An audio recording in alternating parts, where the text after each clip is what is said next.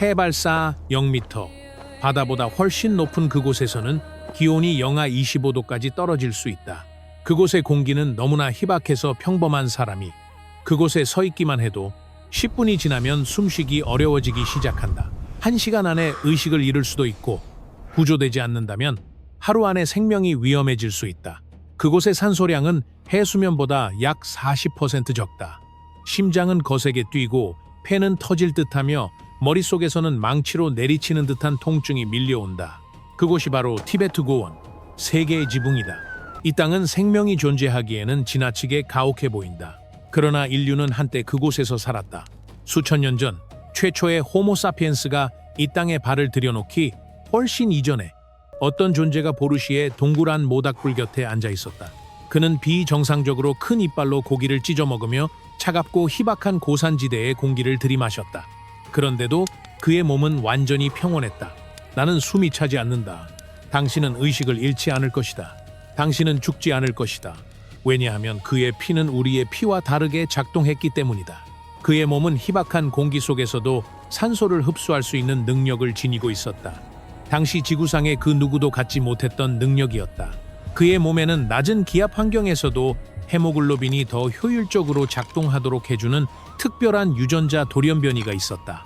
수만 년 후 이러한 특징은 티베트인들에게 전해졌고 고지대에서 살아남을 수 있게 해주는 생존. 하지만 그것은 처음부터 그들의 것이 아니었다. 그것은 한 고대인의 것이었다. 이제 우리에게 남아있는 것은 몇 개의 이빨, 부러진 새끼손가락뼈, 조각 하나, 그리고 아직 풀리지 않은 수많은 질문뿐이다. 그들의 이름은 데니소바인이다. 데니소바인은 수십만 년 동안 아시아의 여러 지역에서 살았던 고대 인류의 한 종이다.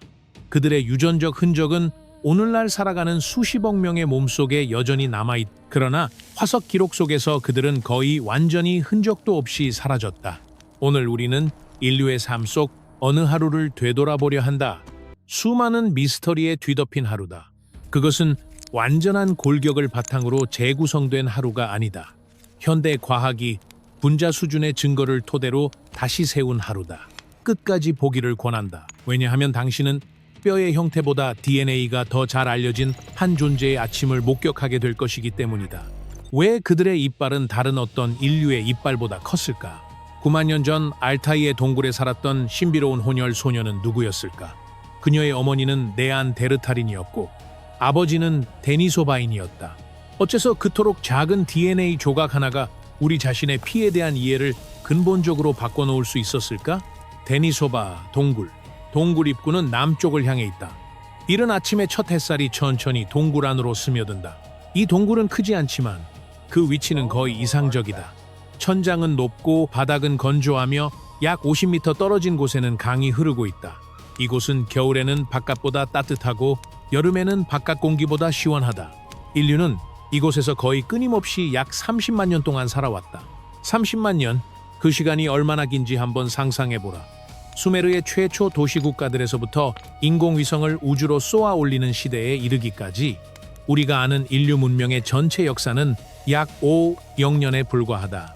다시 말해, 인간은 우리가 아는 문명 전체의 역사보다 약 60배나 더 긴 시간 동안 데니소바 동굴에서 살아온 것이다. 우리의 데니소바인이 깨어난다. 여기서는 그를 그라고 부르겠다. 우리는 그의 진짜 이름을 알지 못하며 그에게 함부로 현대적인 이름을 붙여서도 안 된다. 그는 약 30세다. 그는 어두운 피부, 갈색 머리, 갈색 눈을 가지고 있다. 이것은 단순한 추측이 아니다. 라이프치히의 막스 플랑크 연구소에서 수행된 유전 분석을 통해 추론된 특징들이다. 2008년 데니소바 동굴의 11층 지층에서 약 9살 여자아이의 것으로 밝혀진 작은 새끼손가락뼈 조각이 발견되었다. 과학자들은 이 뼈 조각에서 전체 게놈을 추출하는 데 성공했다. 그로부터 한 인류종의 모습이 부분적으로 복원되었다. 어두운 피부, 검은 머리, 어두운 눈, 다양한 형태의 외모, 돌출된 눈썹뼈, 그리고 그는 튼튼한 체격을 지니고 있었다. 내가 특히 주목한 것은 바로 이빨이다.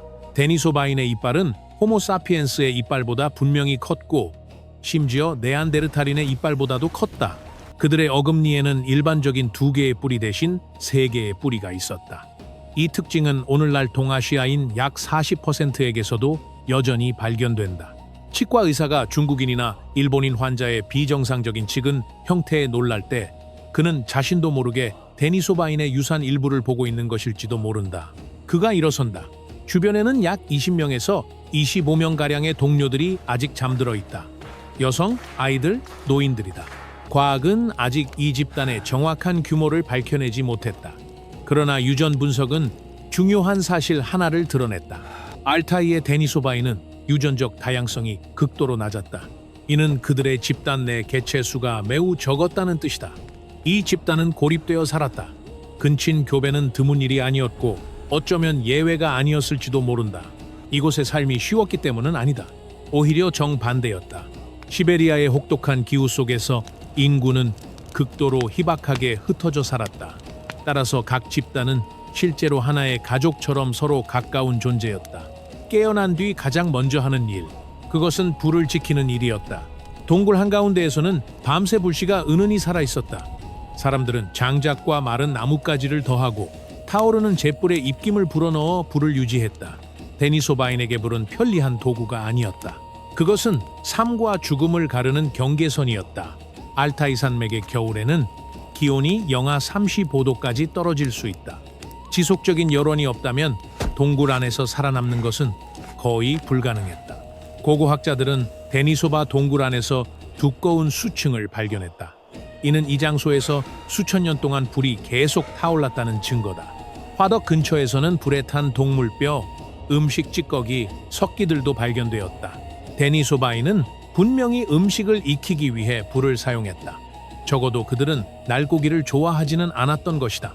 그 다음은 아침 식사 시간이다. 데니소바인은 무엇을 먹었을까? 직접적인 증거는 많지 않다.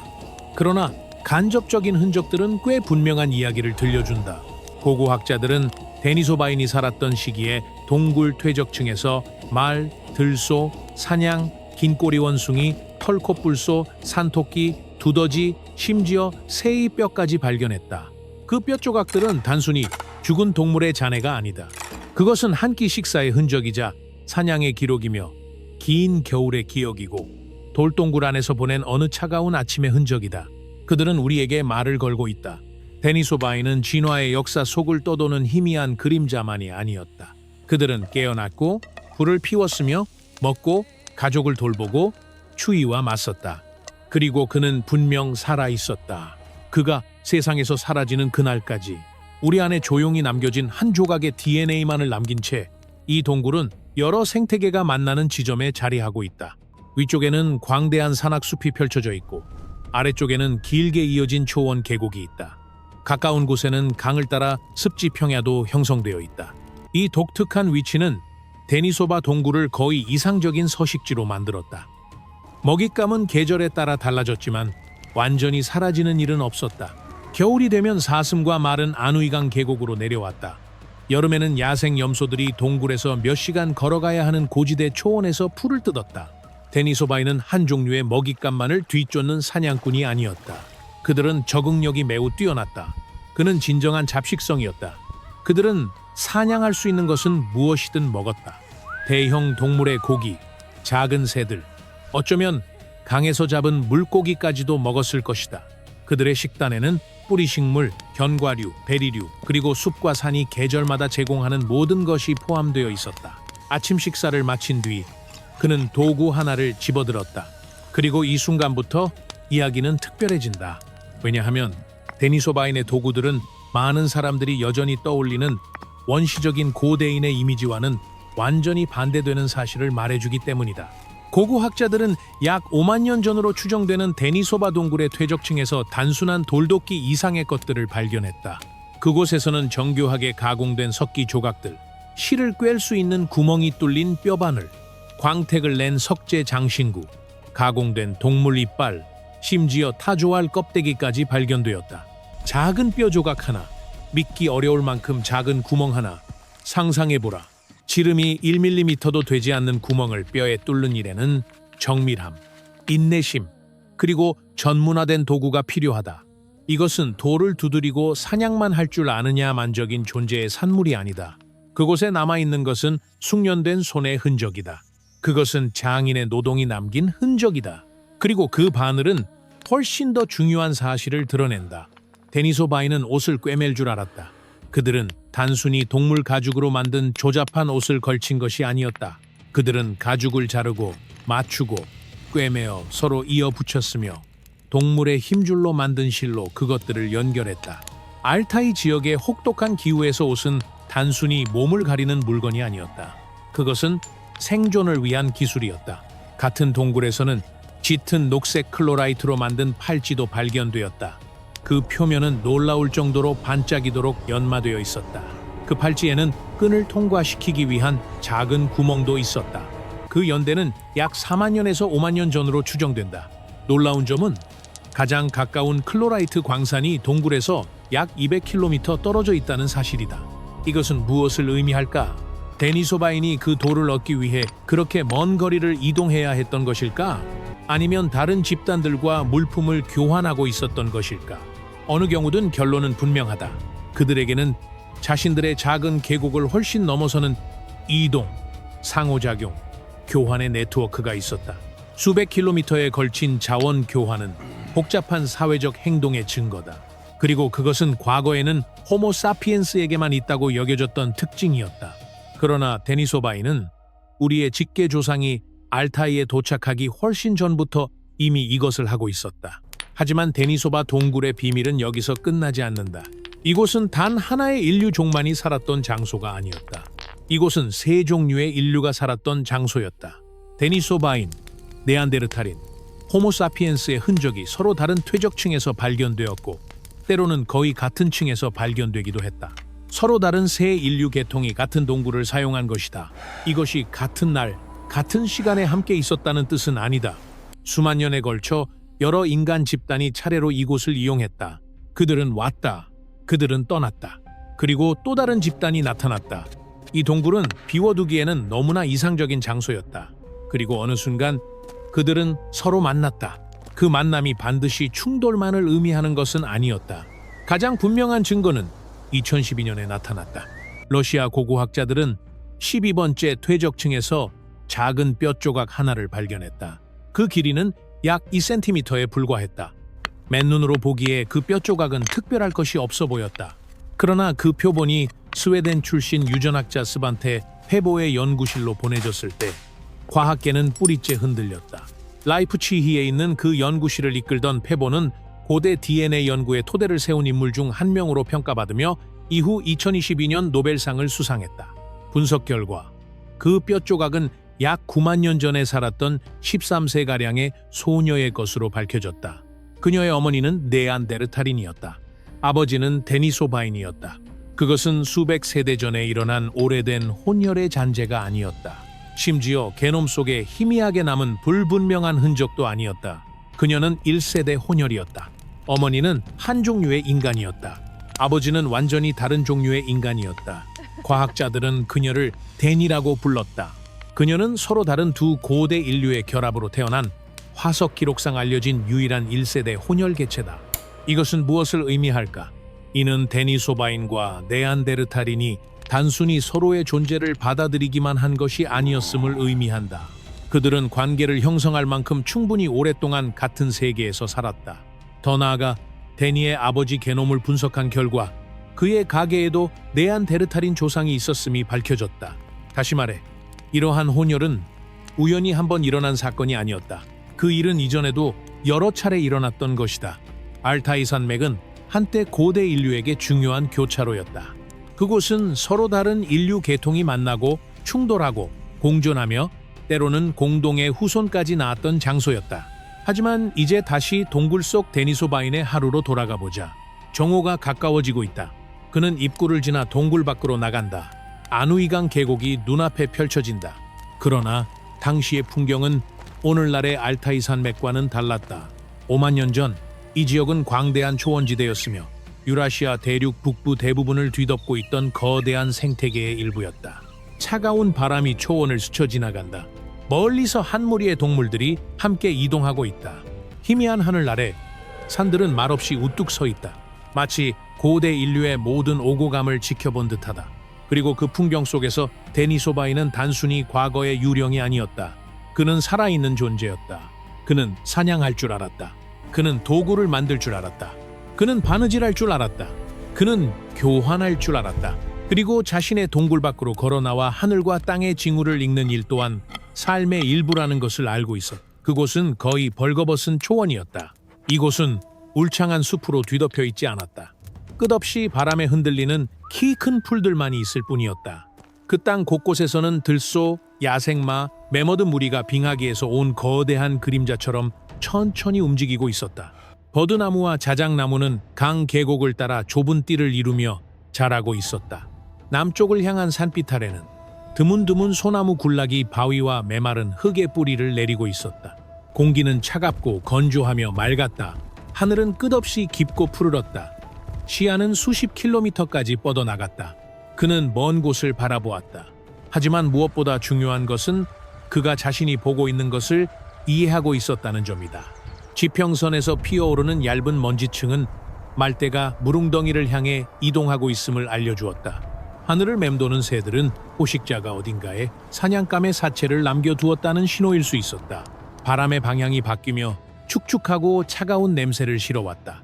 그것은 오늘 밤 눈이 내릴지도 모른다는 징후였다. 데니소바인에게 풍경은 단순한 풍경이 아니었다. 그것은 하나의 언어였다. 그리고 그들은 그 언어를 읽을 줄 알았다. 사냥은 그들의 삶에서 필수적인 부분이었다. 동굴에서 발견된 수천 개의 뼈 조각에는 석기 도구의 흔적이 남아 있었고, 이는 데니소바인이 대형 동물을 사냥했다는 사실을 확인해 준다. 그러나 그들이 정확히 어떤 방식으로 사냥했는지는 아직 확실히 알 수 없다. 우리가 비교적 잘 알고 있는 네안데르탈인의 사례를 고려하면 그들이 무리를 지어 사냥감을 몰아넣는 방식으로 사냥했을 가능성을 상상해 볼 수 있다. 몇몇 남자들은 동물 무리를 절벽이나 강 혹은 자연적인 덫으로 사용할 수 있는 장소 쪽으로 몰아갔을 것이다. 다른 사람들은 손에 창을 들고 조용히 매복해 있었을 것이다.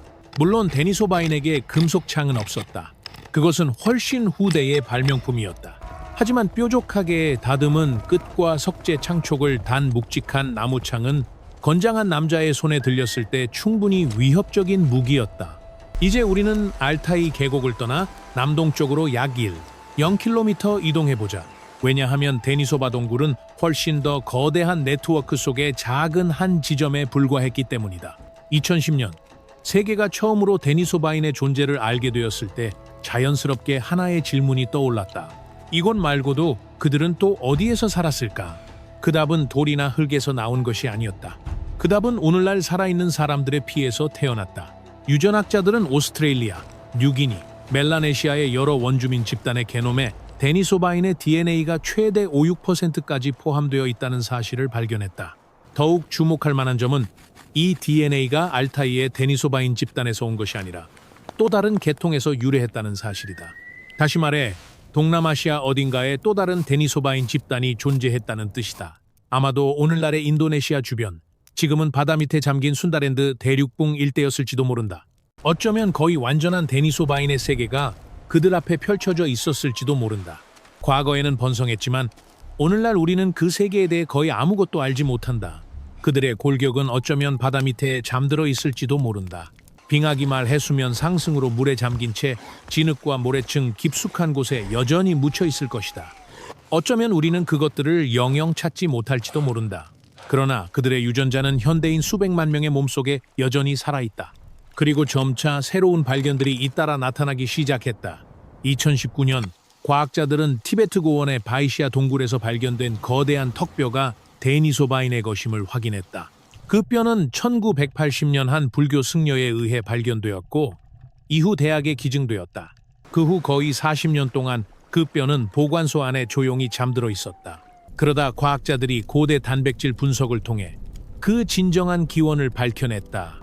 이 아래 턱뼈의 연대는 약 16만 년 전으로 거슬러 올라간다. 이 동굴은 해발삼 280m에 위치해 있다. 데니소바인은 현대인이 적응하지 못하면 빠르게 지치고 의식을 잃을 수 있는 고산지대에서 살았다. 게다가 그들은 그곳을 잠시 지나간 것이 아니었다. 그들은 그곳에서 여러 세대에 걸쳐 살아갔다.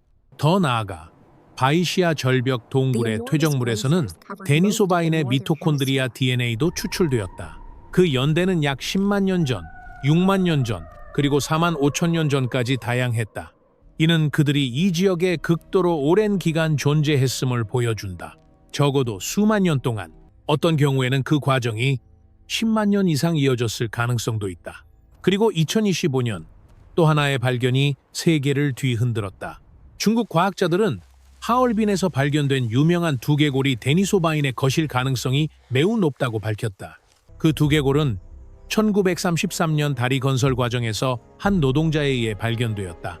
이후 2018년까지 우물 바닥에 숨겨져 있었다. 두개골 용량은 약 420세 제곱센티미터였다. 그 크기는 현대인과 거의 비슷했다. 그러나 그 형태에는 분명 오래된 특징들이 남아 있었다. 뚜렷하게 돌출된 눈썹뼈, 넓고 평평한 얼굴, 그리고 거대한 이빨. 만약 이 가설이 확실히 입증된다면 그것은 과학 역사상 거의 완전한 최초의 데니소바인 두개골을 의미하게 될 것이다. 처음으로 우리는 지금까지 주로 DNA 서열로만 존재했던 인류의 얼굴을 실제로 바라볼 수 있게 되는 것이다. 알타이와 티베트만이 아니었다. 데니소바인의 이빨은 라오스의 타뭉우하오 동굴에서도 발견되었다. 펑우 턱뼈로 알려진 또 다른 턱뼈 화석도 타이완 해안 바깥에서 발견되었다. 그들의 생활 범위는 놀라울 만큼 넓었다. 시베리아에서 티베트까지, 알타이 산맥에서 열대 라오스까지, 그리고 그 여정은 동남아시아의 섬들로까지 이어진다. 데니소바인의 영역은 알타이 산맥을 넘어 동쪽으로 나아간 적이 없었던 네안데르탈인의 영역보다도 훨씬 넓었다. 데니소바인은 거의 아시아 전역을 누볐다. 시베리아의 얼어붙은 초원에서부터 습하고 무더운 열대우림까지, 산소가 부족한 고산지대에서부터 덥고 습한 해안 평야까지, 그들은 고대 인류였지만 역사 속에서 결코 하찮은 존재가 아니었다. 이제 다시 동굴로 돌아가 보자. 날은 이미 어두워졌다. 사냥은 끝났다. 사냥감이 모닥불 곁으로 옮겨지고 있다. 고기는 붉게 달아오른 숯불 위에 놓이고 기름이 아래로 떨어진다. 지글지글 소리를 내며 튀고 작은 불꽃들이 일어난다. 여자들은 석기도구로 동물 가죽을 손질하고 있다. 아이들은 다듬고 형태를 만든 뼈 조각을 가지고 놀고 있다. 누군가는 사슴 이빨에 뚫린 구멍으로 힘줄 끈을 꿰어 목걸이를 만들고 있다. 다른 한쪽에서는 누군가가 돌라를 갈고 있다. 사슴뿔로 만든 망치가 부싯돌을 일정한 리듬으로 두드린다. 그 소리는 아주 단순하다. 그리고 아주 오래되었다. 불이 타닥거리는 소리, 돌들이 서로 부딪히는 소리, 숯불 위에서 고기가 지글거리는 소리, 어둠 속에서는 사람들이 서로 속삭이는 소리가 들리는 듯하다. 하지만 데니소바인은 정말로 말을 할 수 있었을까? 우리는 직접적인 증거를 가지고 있지 않다. 빙하기의 녹음 파일은 남아있지 않다. 그들은 어떤 기록도 남기지 않았다. 그러나 우리와 가까운 친척인 네안데르탈인은 언어 능력과 관련이 있다고 여겨지는 FOXP, 이 유전자를 우리와 거의 동일한 형태로 가지고 있었다. 따라서 데니소바인 역시 침묵 속에서 살지는 않았을 가능성이 매우 높다. 아마 그 모닥불 주변에는 여러 소리가 울려 퍼졌을 것이다. 짧은 음절들, 부름, 경고, 눈 위에 남은 동물 발자국에 관한 이야기, 다가오는 폭풍에 관한 이야기, 죽은 이들에 관한 이야기, 그리고 갓 태어난 아이들에 관한 이야기. 세상에서 완전히 사라져버린 하나의 언어. 이제 그 소리는 더 이상 남아있지 않다. 그 언어로 대화할 사람도 없다. 그러나 남아있는 것은 몇 조각의 뼈, 몇 개의 이빨, 그리고 현대인의 피 속에 남겨진 아주 적은 양의 DNA뿐이다. 그리고 우리의 상상 속에서 과거의 불꽃은 아직도 희미하게 타오르고 있다. 데니소바인은 약 40만 년 전 네안데르탈인 계통에서 갈라져 나왔다. 따라서 그들 역시 언어 능력과 관련된 유전적 기반을 가지고 있었을 가능성이 매우 높다.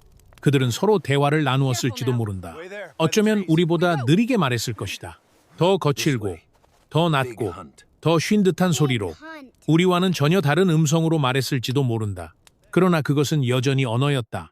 그들은 서로에게 가축대를 어디에서 보았는지 알려줄 수 있었을 것이다. 다가오는 포식자의 출현을 경고하는 말이었을 수도 있다. 그들은 사냥 이야기를 들려주고 산을 넘는 길을 알려주며 죽음에 대해 말하고 혹독한 겨울의 기억을 나누었을지도 모른다. 언어가 없었다면 집단이 협력해 대형 동물을 사냥하는 일은 거의 불가능했을 것이다. 언어가 없었다면 정교한 도구 제작 기술을 세대에서 세대로 전수하는 일도 불가능했을 것이다. 언어가 없었다면 200km에 이르는 거리에서 물품 교환을 구축하는 일도 쉽지 않았을 것이다. 그리고 밤이 내려앉았다. 불길이 서서히 사그라지고 어둠이 동굴 깊숙한 곳을 뒤덮을 때 이상한 일이 일어났다. 그것은 모든 시대의 모든 사람들과 그들을 이어주는 일이었다. 누군가는 아이를 재우기 위해 자장가를 불렀다. 누군가는 사랑하는 사람에게 몸을 기대어 온 길을 찾았다.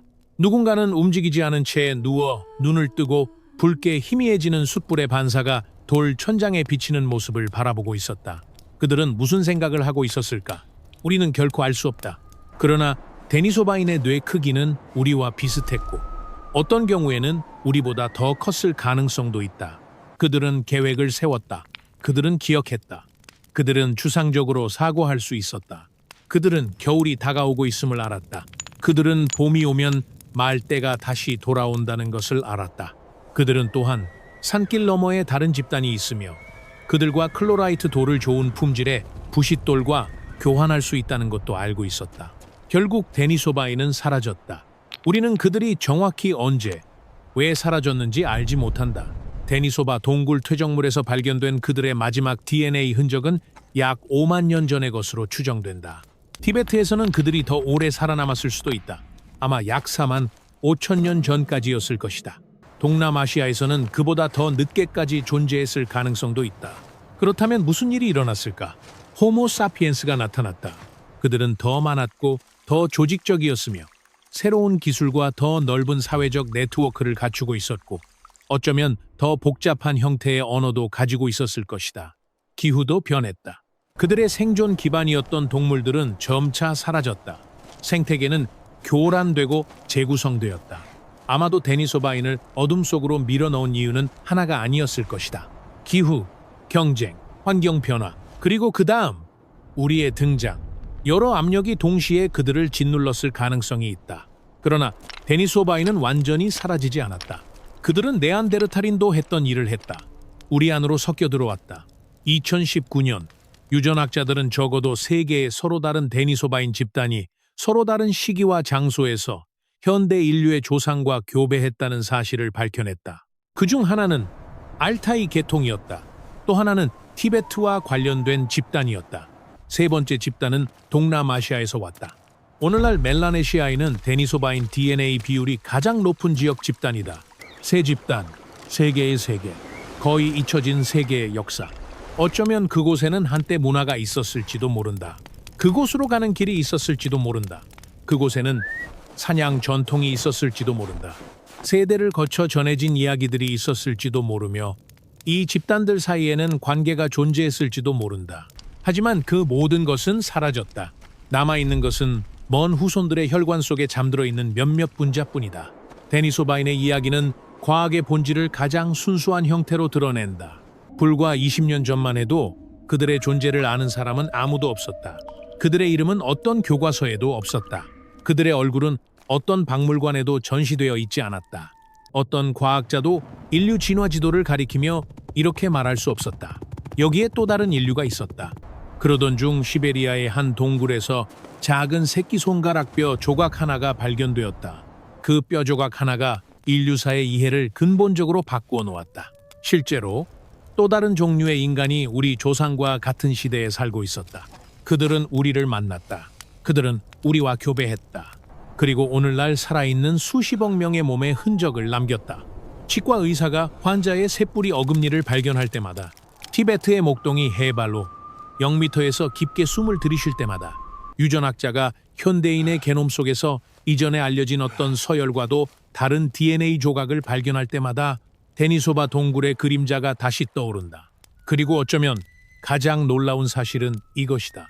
데니소바인은 알타이의 동굴에서 약 30만 년 동안 살았다. 30만 년, 같은 동굴, 같은 강, 같은 산맥. 그들은 기후가 변하는 것을 보았다. 빙하가 확장되었다가 녹아내리는 것을 보았다. 동물들이 계곡에 나타났다가 사라지는 것을 보았다. 그들은 수만 번의 겨울을 견뎌냈다. 그들은 단지 그 풍경 속에서 산 것이 아니었다. 그들 역시 그 풍경의 일부였다. 바위처럼 단단하게, 나무처럼, 계곡 바닥을 흐르는 차가운 물처럼. 그러던 어느 날 그들은 떠났다. 동굴은 비었다. 그 후 다른 사람들이 찾아왔다. 그들은 우리의 조상이었다. 그들은 고대의 생명들이 불을 피우고 잠을 자고 도구를 만들고 아이를 키우며 새벽빛 속에서 아누이강 계곡을 바라보던 그 장소로 들어섰다. 다른 많은 고대 인류와 마찬가지로 데니소바인에게는 아직 공식적인 라틴어 학명이 붙어 있지 않다. 그들의 이름은 최초의 뼈 조각이 발견된 데니소바 동굴에서 유래했다. 작은 지명이 인류사에서 잊힌 한 장으로 들어가는 문이 된 것이다. 매일 아침 당신이 눈을 뜰 때 당신 몸의 모든 세포 속에는 수십만 년을 살아남은 유전자들이 여전히 들어있을 수 있다. 그중 일부는 우리가 얼굴조차 본 적 없는 사람들에게서 온 것이다. 우리는 그들의 목소리조차 들어본 적이 없다. 우리는 그들의 이야기를 읽을 수도 없다. 그러나 그들이 살아 있었다는 것은 분명하다. 그들은 알타이 계곡에서 말을 사냥했다. 그들은 티베트의 희박한 공기를 들이마셨다. 그들은 푸른 빛을 띠는 돌팔찌를 광택나게 다듬었다. 그들은 뼈로 만든 바늘로 옷을 꿰맸다. 그들은 사랑했고 아이를 낳았고 아이들을 길렀으며 늙어 죽었다. 우리의 세계보다 훨씬 더 차갑고 더 넓고 더 먼 세계에서, 그리고 지금 이 말을 듣고 있는 이 순간에도 그들의 아주 작은 일부는 여전히 우리 안에서 계속 살아가고 있다. 그저 그렇게 이제 당신은 과학이 여전히 몇 개의 이빨, 작은 뼈 조각 하나, 그리고 거의 완전한 게놈에 의존해 연구하고 있는 한 존재의 하루가 어떻게 흘러갔는지 알게 되었다. 이 영상이 마음에 들었다면 좋아요 버튼을 눌러주시고 댓글로 의견을 남겨주세요. 당신은 5만 년 전 데니소바 동굴로 돌아가 서로 다른 새 인류 집단이 차례로 살았던 그 장소를 직접 보고 싶으신가요?